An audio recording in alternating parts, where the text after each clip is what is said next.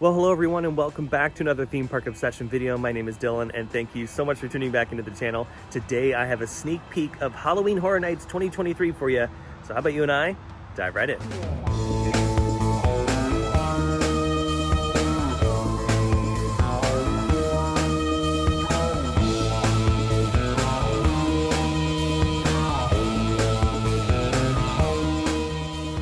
As you can see, I'm back in the office again because just like last year, I'm going to be talking about two of the haunted attractions I was able to preview. And this year, I was able to preview Monstros, the Monsters of Latin America, and Evil Dead Rise. And also at the end of the video, I'm going to throw in some coaster construction progress. There was a lot going on there, and I figured, oh, why not give you a little update on the Fast and the Furious project. So yeah, just like last year, Universal Studios invited me out to get a sneak peek at some of the haunted attractions that are in this year's lineup at Universal Studios Hollywood. And John Murdy, who is the creative director for Halloween Horror Nights Hollywood, was there to tour us through these two houses. And before we get started, I gotta say, I'm really excited for Hollywood from just what I saw the other day. I'm also really excited for Orlando. I was able to see a few things from Orlando. My dad is actually working the Orlando event, so it's pretty funny. He's covering Orlando and I'm covering Hollywood because I'll be performing at the Hollywood event. I will not say where my dad is just yet, but I will say it's pretty awesome. So at the end of the run in November, I will show you where my dad and myself are working for Halloween Horror Nights. Now, video recording wasn't allowed on the tours, but I will say I was able to take a bunch of photos. So spoiler warning ahead. If you do not want to see the inside of these two haunted houses, Monstros, the Monsters of Latin America, and Evil Dead Rise, I suggest checking out one of my other videos. I have plenty of other videos from some of your other favorite theme parks here on the channel. Now, starting off with Monstros. Now, this house was very high on my most anticipated list, and I gotta say, it met my expectations and exceeded it. It was beautiful. I mean, just looking at the facade, you already know what you're getting yourself into. You're getting yourself into an immersive experience.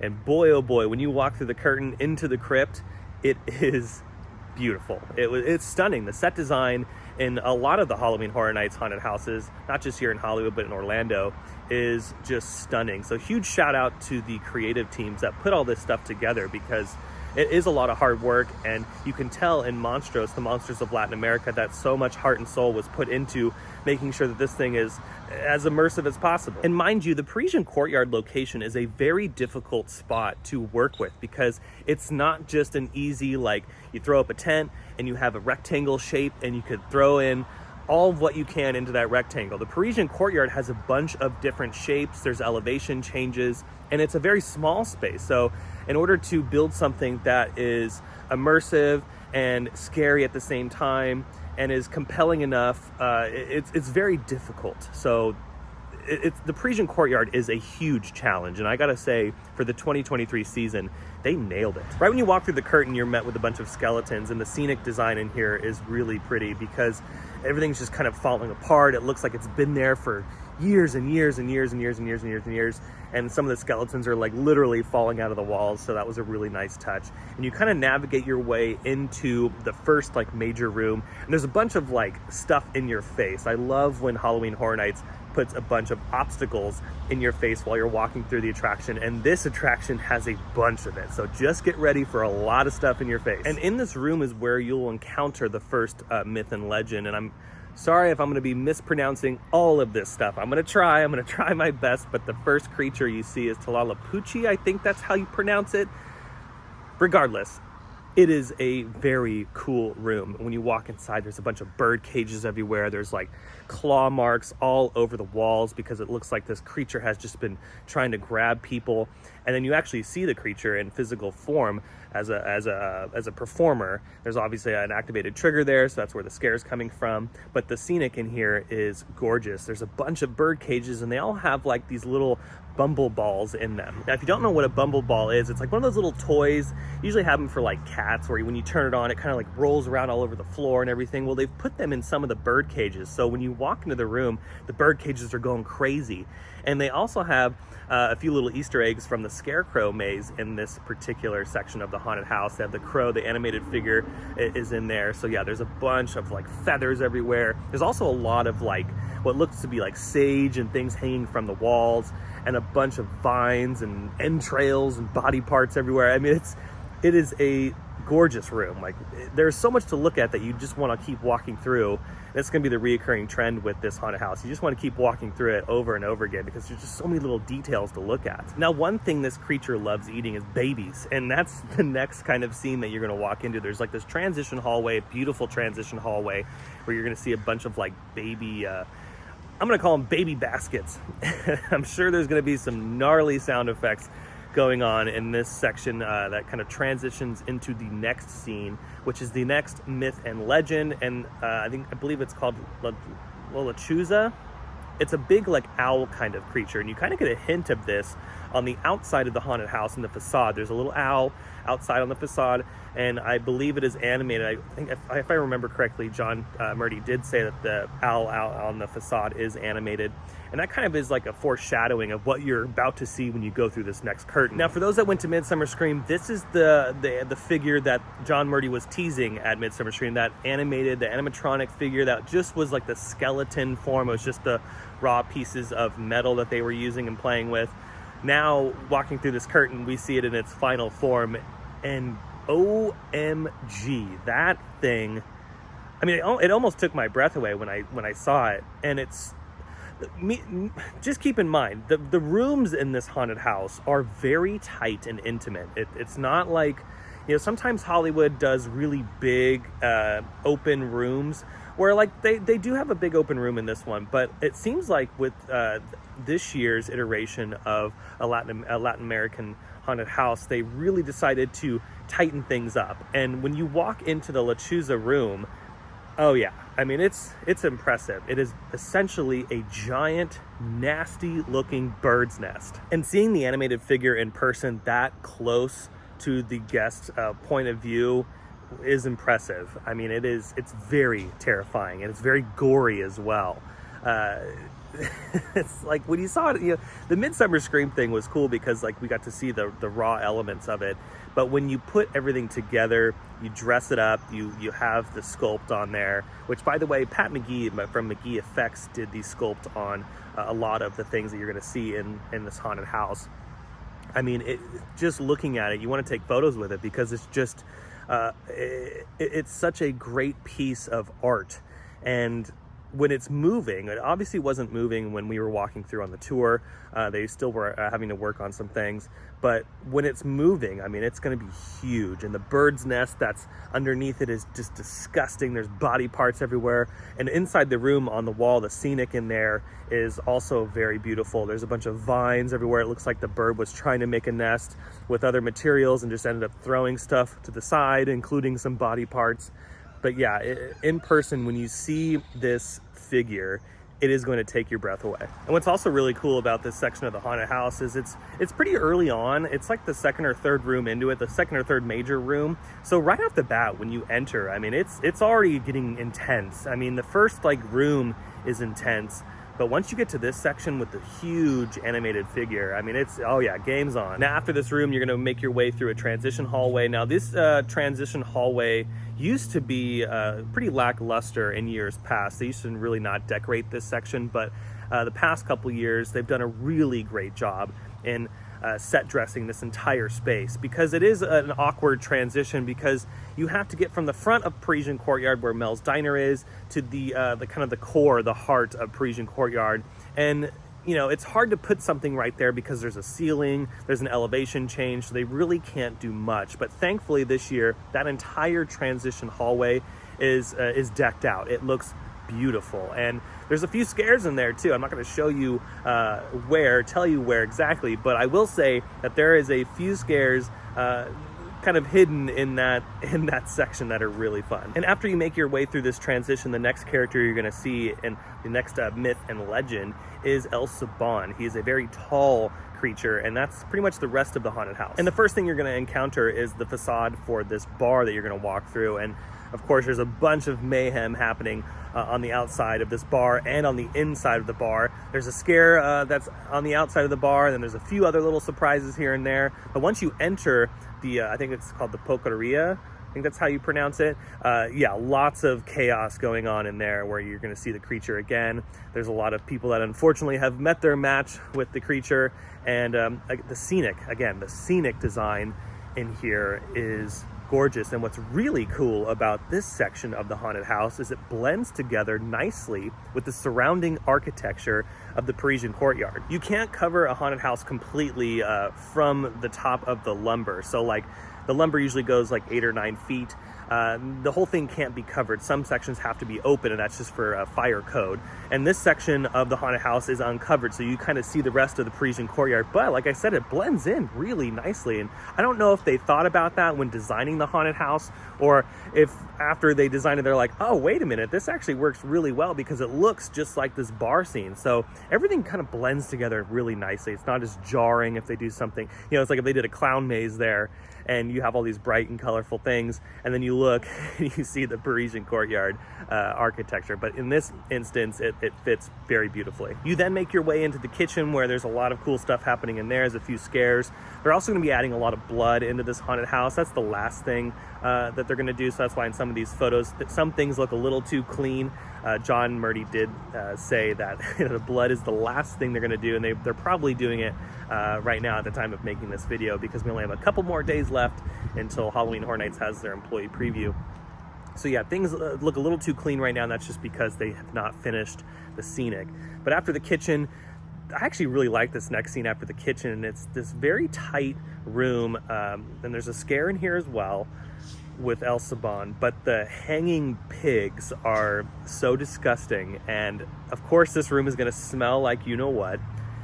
And the pigs are quite heavy. They're pretty big obstacles, and what's gross about it is they're all kind of split open and they're very gory, so you actually have to like physically touch them and move them out of the way, because they're huge obstacles. And I just love that about haunted houses. You know, one of the aspects of a haunted house is making the guests feel uncomfortable and having them force their way through something sometimes with stuff in their face. And this little section of the haunted house has all of that. It's going to be so uncomfortable for so many people, and I think that's great. It's going to be a good room in the haunted house. Next up, we're making our way to the finale of Monstros, and you're going to walk through this giant burlap sack, and it's because El Saban kind of collects all these bones from his victims, and he throws them in this huge burlap sack. And so you actually walk through that burlap sack, which is really cool. And they've texturized that so it looks legit. And there's like bones like sticking out of it and everything. It's a very large scene. And when you walk in, this is when it's chaos. There's so many performers in this section of the haunted house that people are going to be dropping to the floor, because there is a lot. And then finally at the very end, there is a huge scare before the final scene, and it's this massive El Saban puppet. Performer pushes the puppet forward, and the puppet is right in your face. And at the very, very end, the final scare, there is a nod to the front entrance, the facade. You kind of make your way back, and you see the facade again, and it kind of like ties the whole story together. Very good storytelling in Monstros, the Monsters of Latin America. And that's pretty much it.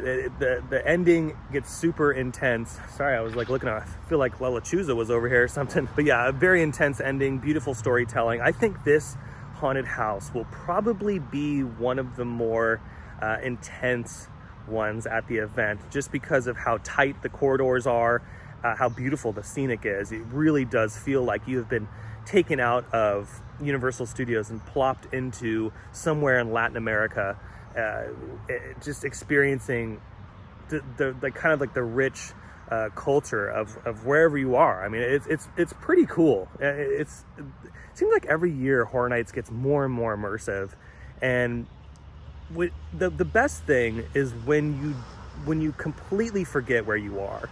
You know you're in a theme park when you're like waiting in line, and okay, there's rides here and there's people running around and all that kind of fun stuff.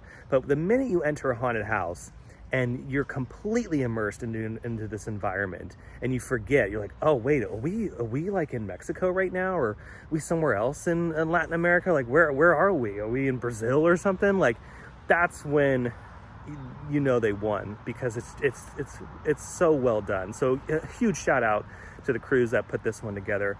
Thoroughly enjoyed my walkthrough of Monstros, the Monsters of Latin America, and I think it's going to be a smash hit. Next up was Evil Dead Rise, and this one is located in the former Walking Dead attraction. They're using this space as like a flex space, which is really cool because they can use it for Halloween Horror Nights, for haunted houses, and that's what they've been doing the past couple of years that Walking Dead has been absent. And yeah, this year they got Evil Dead Rise, which is an all new attraction. And yeah, it looks great. Now, some of you might be thinking, now Dylan, last year's haunted house in that location looks very similar to this one, and it does, but this is a different experience, which is fun. And I gotta say, I think Evil Dead Rise has some amazing set decor.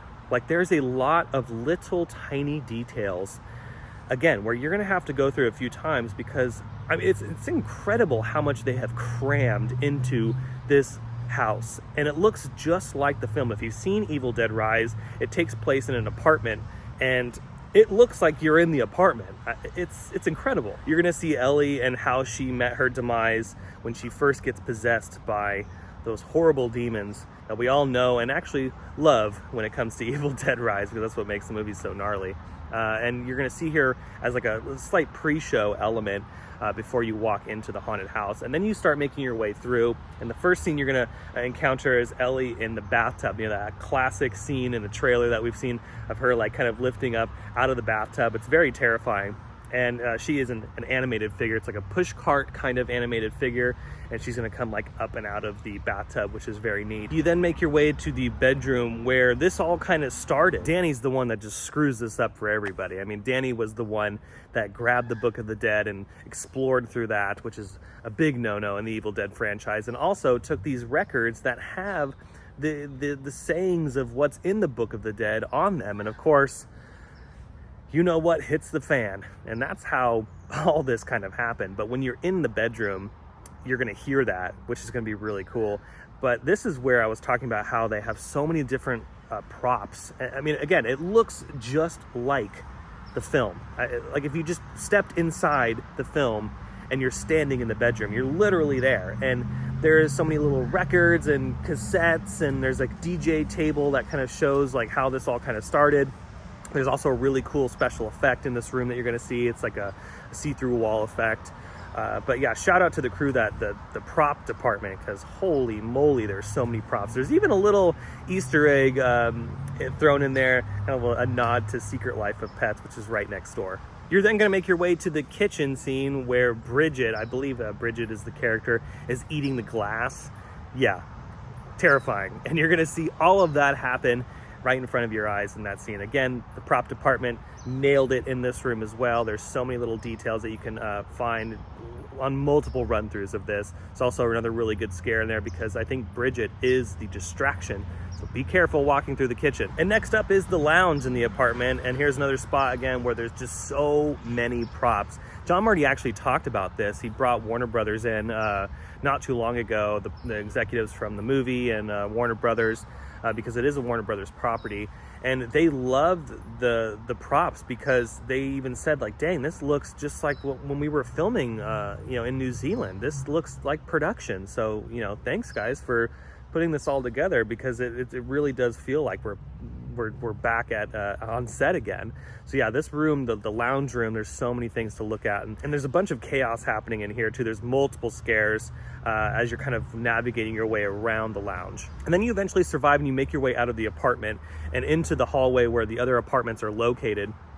And this is where things get even more crazy, because those deadites are also in the hallway trying to grab you. And in the movie they were saying death by dawn, so you're gonna hear all of that in that section. And then there is a really good scare spot kind of around the corner that I don't think people are gonna expect the amount of scares in this room. It's gonna be spectacular. There's also a really cool effect where it looks like one of the characters is kind of trying to help themselves from drowning in blood.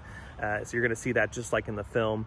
And then you make your way into the parking garage. So the house actually works in reverse, because if you've seen the movie, we kind of start off in the parking structure. Spoiler alert, there's an earthquake, and that's how like these kids find the Book of the Dead. It's kind of like underneath the parking structures, underneath this giant apartment building. And so in the house we do this last, and so everything's just kind of in reverse. And the parking garage looks great as well, because there's also going to be a very scary character, and it's like a puppeteering effect. It's like a mixture between a puppet and an animatronic. It's like another pushcart figure, and it's that crazy like gnarly monster thing at the end of Evil Dead Rise, where it's just a bunch of body parts pieced together. It's like all the characters pieced together, and it's very gory, and I love it. It looks so darn cool. So you're gonna see a few of those scattered around the end of the haunted house. And again, more scares left and right. This is the grand finale. And then you eventually make it out of Evil Dead Rise. Overall, solid house. I think people are gonna like it, especially if they've loved the movie. And there you have it. That's a little sneak peek at Halloween Horror Nights 2023 at Universal Studios Hollywood. A lot to look forward to, not just with those 2 haunted houses, but the rest of the lineup, because there's 6 more haunted houses that you have to make your way through, because there's Evil Dead Rise, Monstros, The Monsters of Latin America, The Exorcist Believer, Stranger Things from season 4, Holidays in Hell, we have The Last of Us, Chucky Ultimate Kill Count, and classic Universal Monsters Unmasked. But finally, the Fast and the Furious roller coaster. Yeah, I decided just to put this in the video as well, just to kind of give you an update. The progress is immense at Universal Studios Hollywood. It seems like every single week that I take a look at the project, it's insane. Like one week there was a bunch of trees, and now there's no trees at all, and there's like maybe just a couple left on the hill. All the shrubs and bushes and all that kind of fun stuff near the escalator, the first escalator down to the lower lot, all of that has been removed, and the only thing that is remaining is the foundation that's kind of like holding up the seating area for the pizza place in the Simpsons land. Everything else has been taken out, and they're already starting to grade the side of the hill, because that's the first preparation they have to do in order to get the footings in there to hold the coaster track up. So the fact that they're already working on that is super impressive. And you can also see that crews are moving their way down the hill and down the studio tour timeline. So the coaster layout looks to be massive, which I love. And I'm glad it's another terrain coaster, because we haven't seen a terrain coaster here in Southern California in quite some time. I believe the last big terrain coaster was at Six Flags Magic Mountain. I think that was Full Throttle, because I consider that a little bit of a terrain coaster. Tatsu is obviously like the big heavy hitter when it comes to that. But yeah, this is going to be really exciting, because the layout is a lot bigger than I thought it was going to be. So really looking forward to the next few weeks and months of progress. And it's going to be really fun to see what this all looks like after Halloween Horror Nights is done in November. Remember, there's still no opening date for this all-new roller coaster theme to Fast and the Furious. It's still a big mystery. I'm sure Universal will give us some more details as time kind of goes on. I'm thinking this roller coaster is going to open up quick, though, because if you remember how fast they built Velocicoaster, I think this is going to be the same thing. And you got to remember, I feel like this has easier theming than Velocicoaster does, because Fast and Furious is just cars and garages, whereas with Velocicoaster, you know, they have a lot more to cover. So I'm thinking this might be a little bit quicker, just based off of context clues and what we've seen in the Fast and Furious franchise, which is awesome, because if they can get this thing open by the end of next year, heck yeah. And there you have it. That's going to do it for today's video. Yeah, I like being in the park, just like I did last year for the behind the scenes video. It's a little bit more of a quiet setting.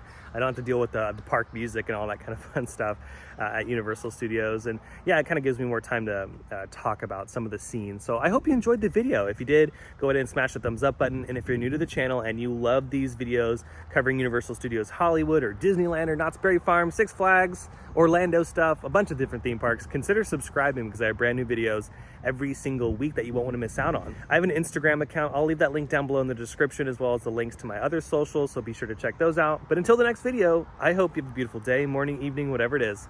And I'll see you next time in the parks. Bye.